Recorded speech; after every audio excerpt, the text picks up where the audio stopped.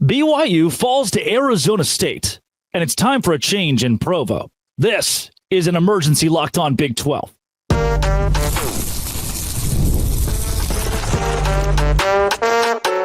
You are Locked On Big 12, your daily podcast on the Big 12 Conference, part of the Locked On Podcast Network, your team every day. Happy Saturday, everybody. Welcome into Locked On Big 12. I'm Drake Toll from America's #1 Big 12 podcast, Locked On Big 12. Thank you for making this show your first listen every single day amidst the chaos. I am outdoors with my family on vacation. But after this, I had to talk about it. If you hit subscribe, I get to keep my job.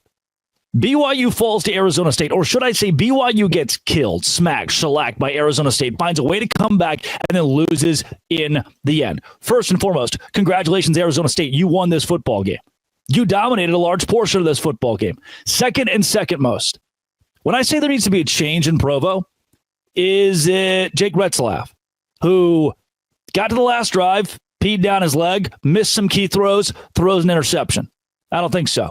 He put you in a position, as he's done a lot this season, to win the game late. Is it Kalani Sitake? That timeout was infuriating. Brother, we need those 3 timeouts. We've got to have those 3 timeouts. 2-minute warning still there. I get it. That's 4 technical timeouts. If we just kind of let things play out, where would time have been? Who knows? But I don't think it's Kalani Sitake. Is it Jay Hill, the defensive coordinator? I mean, the defense didn't look great. They couldn't guard Cam Scatterbo. I could have told you Arizona State's going to run the football. I still don't think so. The defense played well, only allowed 7 points in the entire second half. You know who it is? You know who I think I am finally done with? A-Rod. And I have, week after week, told you that Aaron Rodriguez, the offensive coordinator of BYU, we can't fire him. The last 2 weeks, man, this is his best called game. He found a way to win it in the end. This is a great tweet from Cert Opinion. I don't even know what that means. It says, fire an OC after a 9-0 start is crazy. He says, no. Crazy is scoring 0 touchdowns in 60 minutes over the 2 biggest games of the season. That's what crazy is.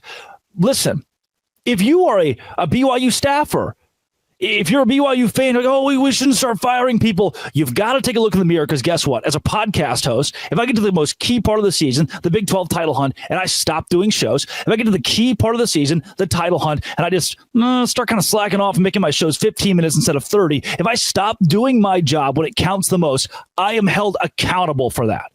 I lose my job. You're a CPA. Tax season rolls around.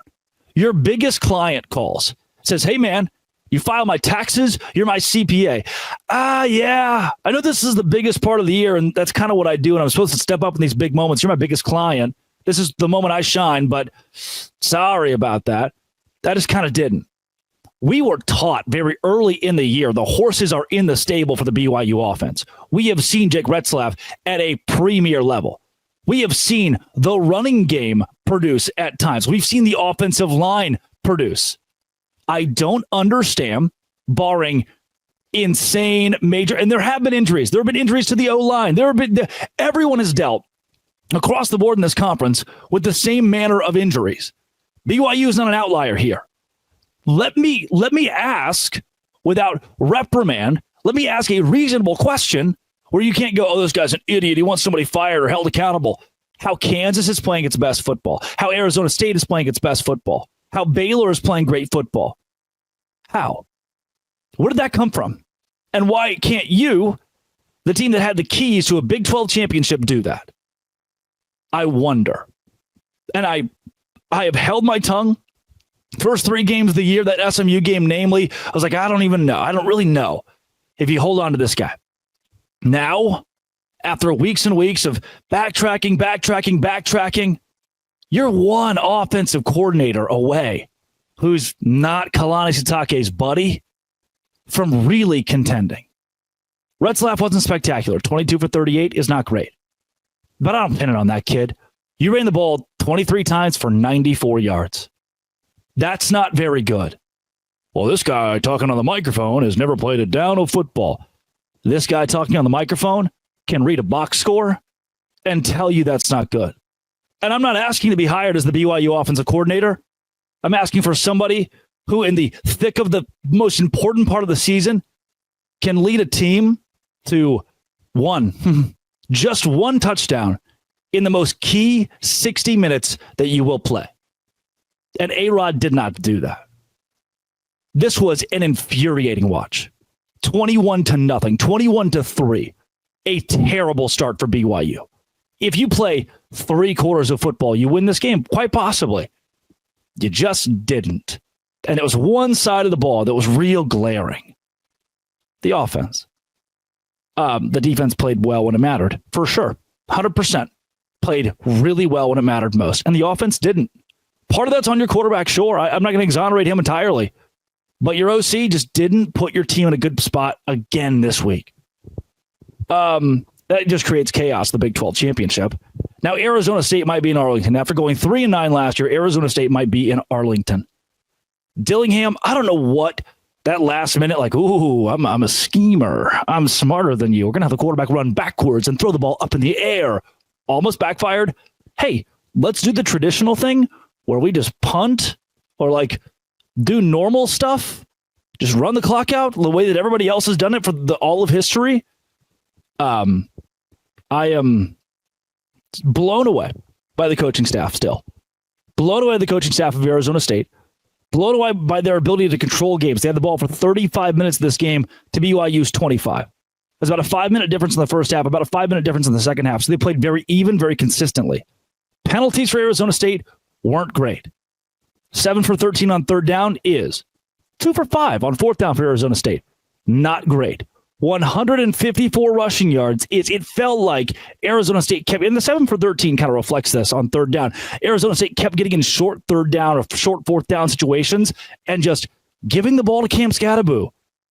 Like maybe the lack of a kicker somehow helped Arizona State here, which might be a hot take, but it forces them to go for it on third and fourth down, and they had success on third down. Not as much on fourth down, but success on third down, especially in short yardage, just powering the football with Scatterbo or Sam Levitt. And the defense of Arizona State, which I have not been blown away with eye test just watching this team play. The analytics, though, are really solid. And you were solid again today. That loss to Cincinnati on the road, I'm going to go back to that. And I'm sure all Arizona State fans can think, wow, we would be 10-1 in the Big 12 championship unopposed right now. You'd already punched your ticket to the Big 12 title. But instead, that loss at Cincinnati puts you in a really tough spot. That loss at Texas Tech. You play either of those teams today, and I'm confident that Arizona State wins by 10, 14, or more. What a crowd. Rush the field. This is what it's like to be great at football. 40% of the stands probably were BYU fans, a whole lot of blue and white. And I'm proud that BYU was able to show up the way it could. It helps grow the Big 12. But now, the way our conference sits, pure chaos at the top. Chaos drives entertainment. You and I are entertained, sure, no doubt.